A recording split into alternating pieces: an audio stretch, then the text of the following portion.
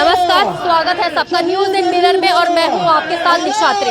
एक बार फिर से हम अम्बेडकर चौक में हैं और आप देख सकते हैं कि यहाँ सर फिर से all Jammu based reserve category employ association Kashmir की तरफ से जितने भी एम्प्लॉयज हैं वो यहाँ पर बैठे हुए हैं। और आप तस्वीरों में भी साफ तौर पर देख सकते हैं कि ना सिर्फ यहाँ पे बड़े बच्चे हैं, बड़े के साथ साथ छोटे बच्चे भी, अगर आप कैमरे में देखेंगे छोटे बच्चे भी हैं जो अपने माँ बाप के साथ इस बात का जो है आप ये कह सकते हैं कि जस्टिस लेने की कोशिश कर रहे हैं कि अगर आज उनके माँ बाप के साथ इस तरीके का हो रहा है तो कल को उनको भी अपने जीवन में संघर्ष जो है करना पड़ेगा। और सुबह से आप देख सकते हैं कि यहाँ पर जो एम्प्लॉयज बैठे हैं लगभग 156 दिन हो चुके हैं जब वो बैठे हुए हैं और आज 156 दिन हो गए हैं। ये बोर्ड पर साफ तौर पर दिखाई दे रहा है कि आज 156 डेज जो हैं वो हो गए हैं इनको यहाँ पर बैठे हुए। और सिर्फ एक ही मांग है, जो ट्रांसफर पॉलिसी बनाई गई है, जो एक कमेटी फ्रेम की गई है, उस पर अभी तक कोई भी संज्ञान जो है वो एलजी प्रशासन से क्यों नहीं लिया गया है या फिर सरकार के जो नुमाइंदे बैठे हुए हैं उनकी तरफ से क्यों नहीं लिया गया है। और शहीद रजनी बाला के साथ बहुत सारे ऐसे लोग हैं जो अभी तक वहां पर अपनी जान गंवा बैठे हैं। कोई आश्वासन जो है सरकार की तरफ से नहीं दिया गया है और अभी तक ये लगातार इसी प्रोटेस्ट पर बैठे हुए हैं। और कोशिश यही है कि जो ट्रांसफर पॉलिसी बनाई गई है उस पर जल्द से जल्द जो है वो काम होना चाहिए था।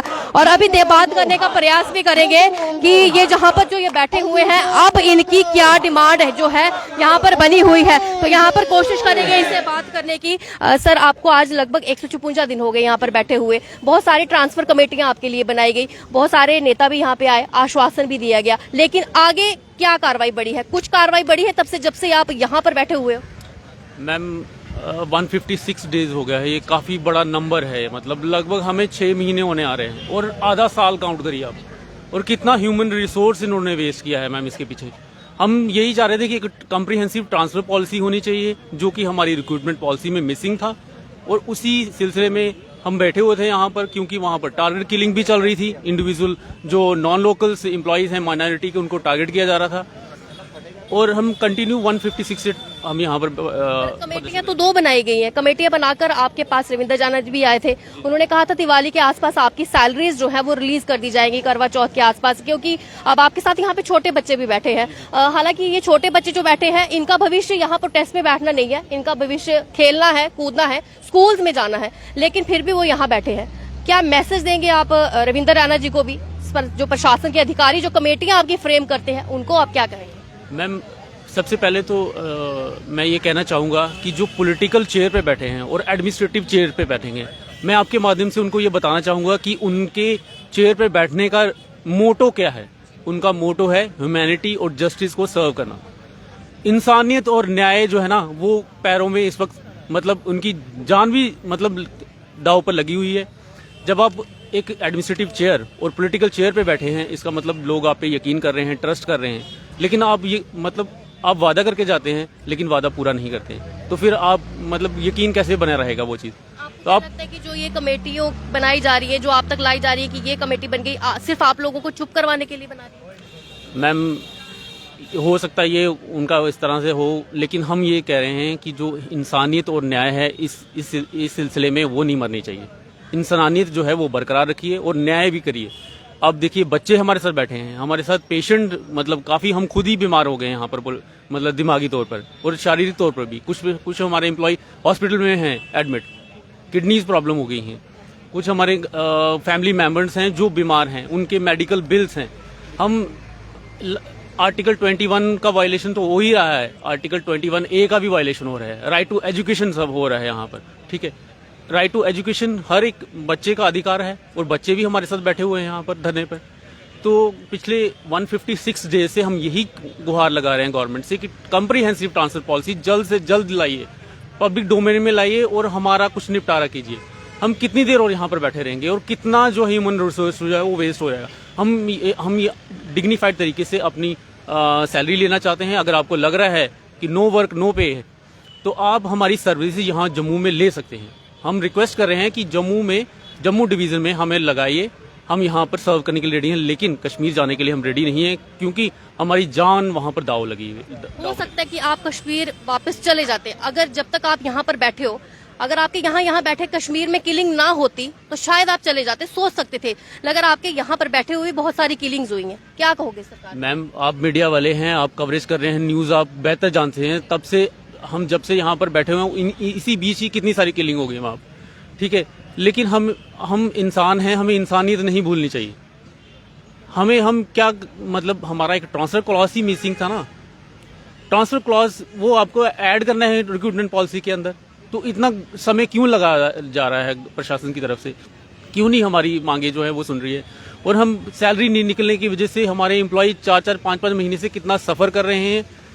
उनके मेडिकल बिल्स, उनके बच्चों की फीसिस भी हैं कुछ भी देने वाली, उनके घर के खर्चे वो कैसे निकलेंगे? बहुत मुश्किल हो रहा है। क्या प्रशासन के अधिकारी 1 महीना सैलरी ना मिलने पर, जितने ऑफिशियल इस समय कुर्सियों पर बैठे हैं, अगर उनके 1 महीने की सैलरी ना आए, क्या वो अपने घर का गुजारा कर सकते हैं?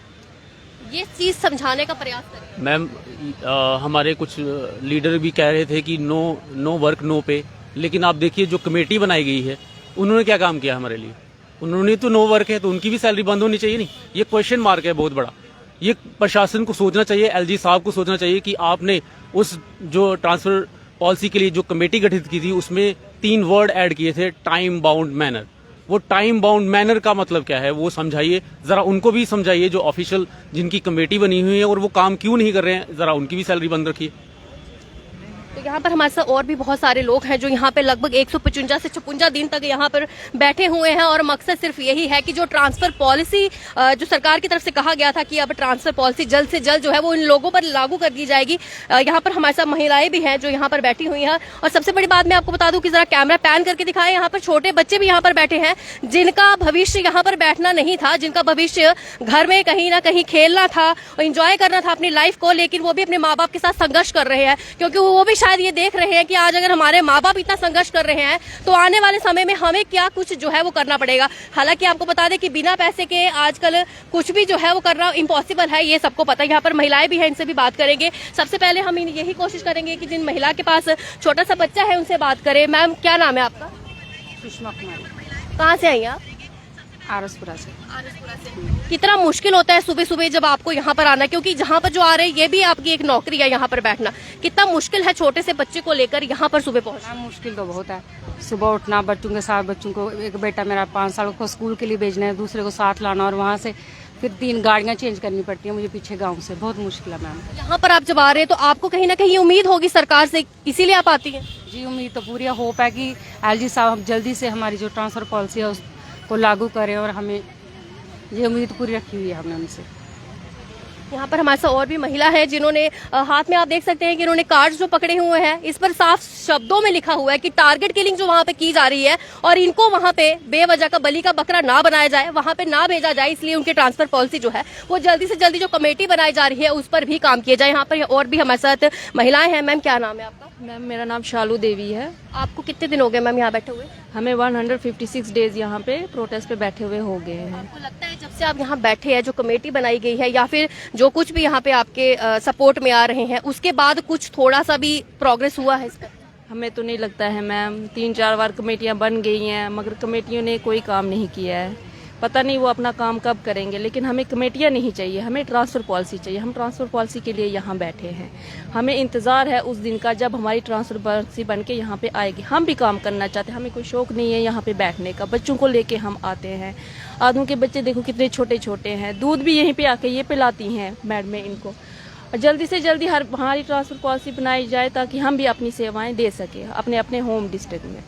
आप महिला हैं, घर चलाना बहुत मुश्किल हो जाता है, और सैलरीज की बात की तो पिछले लंबे समय का आपको सैलरीज नहीं मिली है। कितना समय हो गए? जी मैम, मुझे तो 4 महीने हो गए हैं। 4 महीने से मेरी सैलरी बंद है। मैडम की भी 5 महीने की सैलरी बंद है, इनकी भी 5 महीने की सैलरी बंद है। बहुत ही मुश्किल होता है यहाँ पे। 1 महीना अगर सैलरी बंद हो जाए तो मुश्किल हो जाता है। 4-4 महीना तो बात ही नहीं है। वो यही सोचते हैं हम इनकी सैलरी बंद रखेंगे तो शायद हो सकता है ये वापस ड्यूटी अपनी रिज्यूम करेंगे। ऐसा नहीं हो सकता है। कोई बात नहीं, सैलरी बंद रख के अगर आपको ठीक लग रहा है, अच्छा लग रहा है कि हम अपनी इनकी सैलरी बंद रखेंगे तो ठीक है, रखें सैलरी बंद। लेकिन हम यही गवर्नमेंट से अपील करना चाहते हैं, सैलरी रोक नहीं सकते, वो हमारा हक है। ट्रांसफर पॉलिसी भी हमारा हक है, सैलरीज भी हमारा हक है। तो हमारी सैलरीज को जल्द से जल्द रिलीज किया जाए। वो मांगते हैं आप अपनी अटेंडेंस दे दो। हम कैसे अटेंडेंस दें? कैसे अटेंडेंस दे। हम यहाँ पे बैठ के अपनी कुछ दिन पहले भी इस तरीके से थ्रेटन आ रहे हैं, जो लोग वहाँ पे हिट लिस्ट में हैं, उनका यही कहना है कि अगर बायोमेट्रिक यहाँ लगाने आएंगे तो कहीं ना कहीं उनके नोटिस में आ जाएंगे जो किलिंग्स वहाँ पे कर रहे हैं। क्या कहना चाहोगे?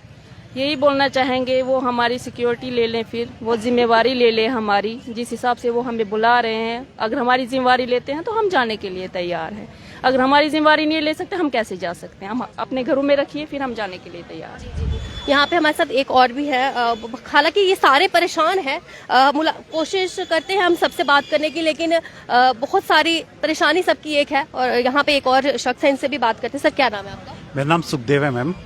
मैम बोलिए।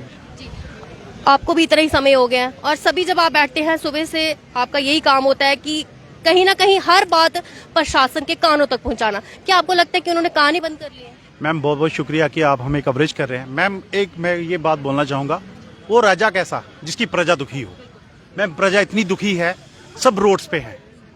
मैम वो हम पॉलिटिकल पावर्स या पॉलिटिकल लोगों को ये बोलना चाहेंगे कि अगर वो कुर्सी पे बैठे हैं तो प्लीज़ हमारी बात को समझिए, हमारी बात देखिए। हमें ट्रांसफर पॉलिसी चाहिए। हम ट्रांसफर पॉलिसी के लिए 156 डेज हो गया, हमें 6 महीने से ऊपर हो गया, लेकिन मैम हमारी बात सुनी नहीं जा रही है। कुछ ऐसे डीडीओज हैं जिन्होंने हमारी सैलरी जो है बंद की है। स्पेशलाइज्ड मेडिकल और रूरल जो डिपार्टमेंट्स हैं उनकी सैलरी बिल्कुल 5-5 महीने की बंद करके रखी है। मैम ऐसे कैसे गुजारा चलेगा? सोर्स ऑफ इनकम कोई और है ही नहीं है। तो मैम एक बंदा जो सैलरी पे डिपेंड है, तो मैम उसके साथ उसकी जो फैमिलीज है वो भी डिपेंड है। मैम किसी ने लोन लिया है, किसी की बहन की शादी है, किसी की बेटी की शादी है, किसी ने अपनी माँ का इलाज करवाना है। मैम वो सैलरी के बगैर क्या करेगा? तो हम एलजी साहब से और मैम आपके माध्यम से, अगर मोदी साहब हमारी बात सुन रहे हैं, मोदी साहब वो बोलते हैं प्राइम मिनिस्टर, लेकिन वो एक धर्म की ज्योत भी हैं, वो धर्म की ज्योत भी हैं, वो धर्म पे चलने वाले आदमी हैं। हम अनुरोध करते हैं प्लीज जल्दी से जल्दी हमारी ट्रांसफर पॉलिसी फ्रेम में लाइए और जिन लोगों की सैलरीज बंद है, जिन एम्प्लॉइज की सैलरीज बंद है, वो जल्दी से जल्दी रिलीज होनी चाहिए। मैं एलजी साहब से, एडमिनिस्ट्रेशन से और पॉलिटिकल पावर्स जो बैठे हुए हैं, मैं उनसे स्पेशलाइज ये अनुरोध करूंगा कि हमारी बात को संज्ञान में लिया जाए, इनकी जल्दी से जल्दी मांग जो है, वो डिमांड जो है वो पूरी की जाए। आपके साथ पॉलिटिकल सपोर्ट भी आई थी, रविंद्र रैना जी बैठे हुए थे, उन्होंने कहा था कि आपकी सैलरी रिलीज करवा देंगे, फिर क्यों नहीं करवाई? मैम उन्होंने आश्वासन जरूर दिया था, हम वो नहीं बोलते कि उन्होंने आश्वासन नहीं दिया था, लेकिन मैम ये बात अब वो ही जाने कि उन्होंने क्या किया क्या नहीं किया। हमारी बात तो आपके तक है, आपकी बात उनके तक है, तो मैम वो वही जाने रविंद्र रैना जी ने क्या बोला क्या किया। वो एक फायर ब्रांड लीडर हैं, वो एक बड़े लीडर हैं, उनको भी ये सोचना चाहिए। वो भी, हम भी उनकी हम भी हैं। हम रविंद्र रैना जी से ये बोलना चाहेंगे कि रैना साहब हमें भी गले से लगा लीजिए, हम भी हिंदुस्तानी हैं, हम कोई चाइना से उठ के नहीं आए हैं, हम भी हिंदुस्तानी हैं, हमें भी गले से लगा लीजिए। हमारी आपको जरूरत नहीं है, हमें ट्रांसफर पॉलिसी जो है वो एक नोटिस में दे दीजिए और जिन लोगों की सैलरी जो बंद है प्लीज उनको रिलीज करवाइए। जी, तो आप साफ शब्दों में सुन सकते हैं कि उनका यही कहना है कि जल्द से जल्द सैलरी जो है रिलीज करवाइए, क्योंकि कोई व्यक्ति आज की डेट में ऐसा नहीं है कि 4 से 5 महीने तक बिना सैलरी के सरवाइव करे। हालांकि इनकी बहुत हिम्मत की दाद देनी पड़ेगी, जो यहाँ पे 155 दिनों से बिना सैलरी के बैठे हैं और सुबह यहाँ पे आते हैं, अपने बच्चों को साथ में लेके आते हैं। बहुत सारी परेशानियां हैं जो इस समय आ रही हैं, तो हम भी इनके माध्यम से और इनकी आवाज आप तक पहुंचाते हुए एडमिनिस्ट्रेशन के अधिकारियों तक यही कहेंगे कि जल्द से जल्द इनकी जो ट्रांसफर पॉलिसी है उस पर काम किया जाए। जो कमेटियां बनाई जा रही हैं उन पर सीरियस तरीके से संज्ञान जो है वो लिया जाए और हम उम्मीद करते हैं कि आप बहुत जल्दी इनकी बात सुनेंगे और उस बात पर संज्ञान लेते हुए उनकी ट्रांसफर पॉलिसी जो है उस पर पूरी तरीके से नजर जो है दौड़ाएंगे और आने वाले समय में ये यहाँ से खुशी खुशी उठकर अपने घरों में जाएंगे। तो फिलहाल तक के लिए ये अम्बेडकर चौक से जो थी जो all India based, all Jammu based category के बैठे हुए थे उनकी हम दिखा रहे थे। तो मुझे इजाजत दीजिए, नमस्कार।